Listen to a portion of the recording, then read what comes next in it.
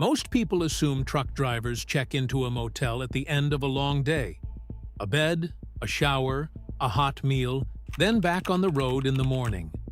That is not what happens. Many OTR drivers, over-the-road drivers, don't check into a hotel for days, sometimes weeks, sometimes longer. They sleep, eat, shower, and live inside a space smaller than most people's walk-in closets, parked next to a highway at 2 in the morning, and a significant number of them will tell you they wouldn't have it any other way. This is what daily life actually looks like inside a truck cab. There are around 3.5 million truck drivers in the United States alone.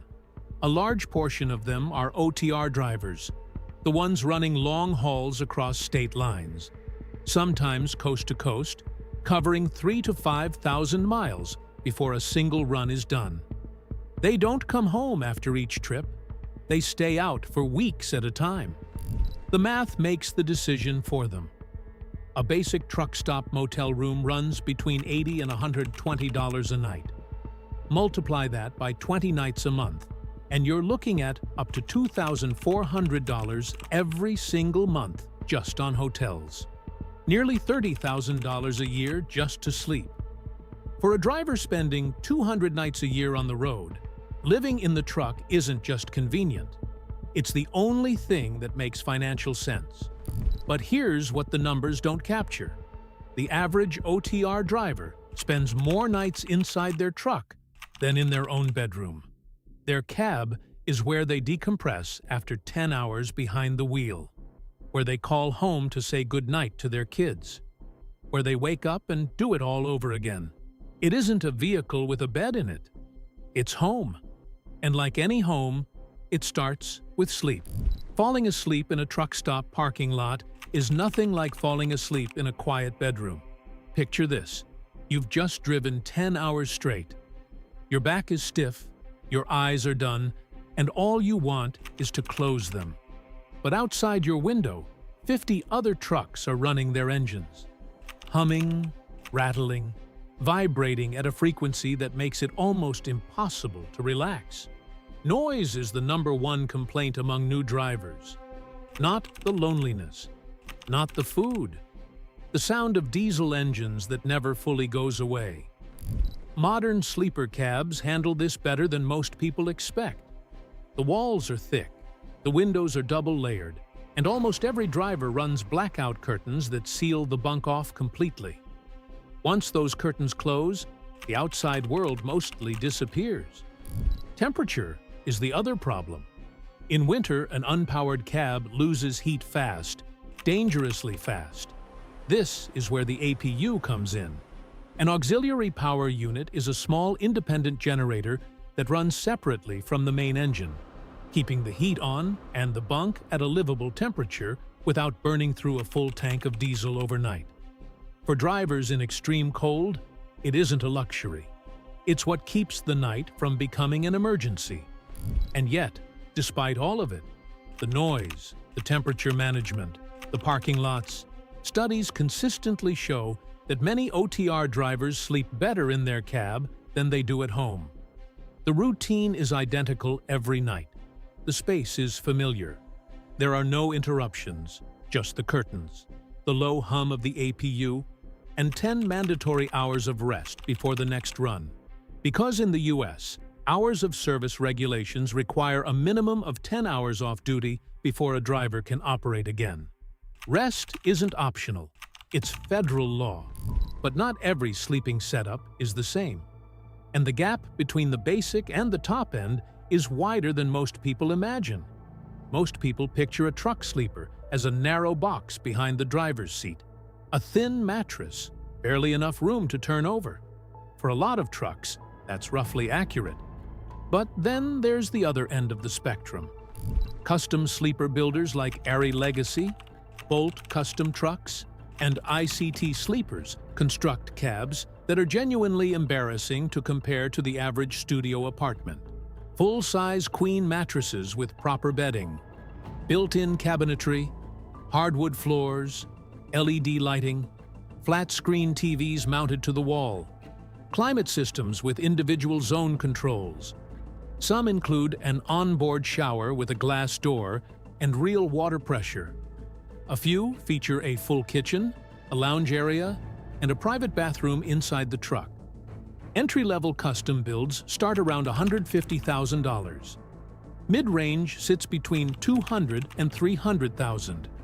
The top-end fully custom rigs go for $500,000. Some have crossed $600,000. The median home price in the United States is around $400,000. Some drivers are literally living in something worth more than the average American house. Except theirs has a diesel engine and does 70 miles an hour on the interstate. Now here's the part nobody talks about openly, but everyone wants to know. Where do truck drivers go to the bathroom? For most OTR drivers, the answer is the truck stop. Major chains like Pilot, Flying J, Love's, and TA Travel Centers operate full bathroom facilities around the clock. But truck stops aren't always nearby when it's 2 in the morning in the middle of Wyoming. So, some drivers keep a portable toilet in the cab. Practical, compact, and exactly as glamorous as it sounds. In the high-end custom sleepers, there's often a proper onboard toilet. Small and functional. Because when you've spent $500,000 on a truck, walking across a dark parking lot at 3 in the morning stops being an acceptable option. Showers are where it actually gets impressive. Most major truck stops offer private shower rooms, not a curtain and a drain. Actual private rooms with a full shower, a sink, a toilet, clean towels, and a lock on the door. Pilot and Flying J run a rewards system where drivers earn shower credits every time they fuel up. Given that a single truck can burn through hundreds of gallons of diesel per week, most professional drivers never pay for a shower. Some say they take better showers on the road than they do at home. And given that these rooms are cleaned between every single use, they might not be wrong. High-end sleeper owners skip the truck stop entirely. Onboard showers mean they never need to leave the cab, which is either incredibly convenient or slightly concerning, depending on how you feel about human contact. Either way, after a long day and a hot shower, there's still one problem left to solve. Most people picture a truck driver's dinner as a gas station hot dog and a bag of chips. That does exist. Nobody's pretending otherwise. But the reality for a large number of OTR drivers is completely different. Many of them cook, not heat something up. Actually cook full meals inside the cab, parked in a truck stop lot somewhere in the middle of America. The math drives the decision again. A basic meal at a truck stop diner runs between $12 and $18. 3 meals a day, 7 days a week. That's up to $375 every week on food alone. Over a month on the road, easily $1,500 gone just on meals. Modern sleeper cabs make cooking possible in ways most people wouldn't expect. A 12-volt refrigerator runs off the truck's electrical system and keeps food fresh for days. Most drivers add a microwave, a portable induction cooktop, or a compact air fryer. Some cook outside the cab entirely, a portable propane grill, a folding table, and suddenly a truck stop parking lot somewhere in Nevada becomes a fairly decent outdoor kitchen at sunset. The drivers who last on the road long-term aren't just good at driving. They're good at building a life inside a very small space. They figure out the sleep, they figure out the hygiene, they figure out the food, and eventually, without really planning for it, they turn a truck into something that actually works. To most people, a truck is just something they move over for on the highway. But for the driver behind that wheel, it's where they sleep, eat, shower, and live. Sometimes for weeks, without a break. A bedroom, a kitchen, a bathroom, and an office, all moving at 70 miles an hour down the interstate. And most of them wouldn't trade it for the world.